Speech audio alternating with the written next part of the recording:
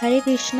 আজকে আপনাদের বার্গারের পেটি রেসিপি দেখাবো, যেটা আপনারা 1 থেকে 2 মাস সংরক্ষণ করে রেখে দিতে পারবেন। চলুন রেসিপিটি দেখে নিই। এখানে বাঁধাকপি আর গাজর কুচি করে কেটে নেওয়া হয়েছে, সাথে এখানে কিছুটা সয়াবিন ব্লেন্ড করে নেওয়া হয়েছে, সাথে এখানে প্রসেস চিজ আর পারমিশন চিজ নেওয়া হয়েছে, সাথে এদিকে বয়েল করা মটরশুঁটি নেওয়া হয়েছে।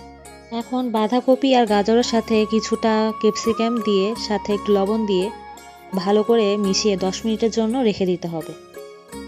10 মিনিট হয়ে গেলে এরকম একটি শুকনো কাপড়ে নিয়ে আস্তে আস্তে চেপে চেপে বাড়তি যে জলগুলো সেগুলো বের করে নিতে হবে। জল বের হয়ে গেলে এভাবে একটি পাত্রে নিয়ে নিতে হবে। এখন আমি এদিকে কিছুটা বয়েল করা আলু অ্যাড করছি, সাথে কিছুটা মরিচ কুচি দিয়ে দিচ্ছি, সাথে বয়েলড করা মটরশুঁটিগুলো দিয়ে দিচ্ছি। এখন ব্লেন্ড করা সয়াবিনগুলো দিয়ে দিচ্ছি, আর এখন যেই 2 রকমের চিজ আমি এখানে নিয়েছিলাম সেগুলো দিয়ে দিচ্ছি।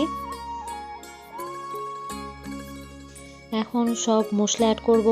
দিয়ে দিচ্ছি কিছুটা সাম্বার মশলা, দিয়ে দিচ্ছি ধনে পাউডার, এখন দিয়ে দিব সামান্য একটু বিরিয়ানি মশলা, এখানে কিছুটা হিং দিয়ে দিচ্ছি, চাট মশলা দিয়ে দিচ্ছি, এখন স্বাদ মতো নুন দিয়ে দিচ্ছি। এখন সব উপকরণগুলো হাত দিয়ে ভালো করে মিশিয়ে নিচ্ছি। মিশানো হয়ে গেলে ঠিক এভাবেই কিছুটা হাতে নিয়ে রোল করে নিতে হবে। গ্রেস পেপার নিয়ে রোলটাকে ভালো করে পেঁচিয়ে নিতে হবে। দেখুন ঠিক এভাবেই টাইট করে র্যাপ করে নিতে হবে।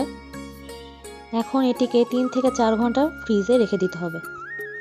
4 ঘন্টা হয়ে গেছে, এখন ফ্রিজ থেকে বের করে নিয়েছি। এখন ছুরির সাহায্যে ঠিক এভাবেই স্লাইস করে কেটে নিতে হবে।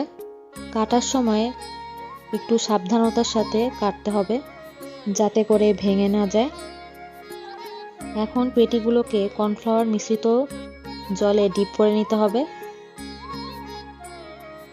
তারপর এতে ব্রেড ক্রাম্বস লাগিয়ে নিতে হবে। এই প্রসেসটা 2 বার করতে হবে। ব্রেড ক্রাম্ব লাগানো হয়ে গেলে আবারও কর্নফ্লাওয়ার মিশ্রিত জলে ডিপ করে সেটিকে আবারও ব্রেড ক্রাম্বসে লাগিয়ে নিতে হবে।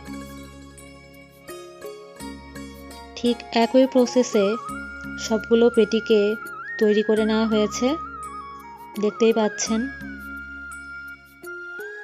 যারা আপনারা বার্গার খেতে পছন্দ করেন তারা ঠিক এভাবেই বাসায় আপনারা বার্গারের পেটিগুলোকে বানিয়ে নিতে পারেন।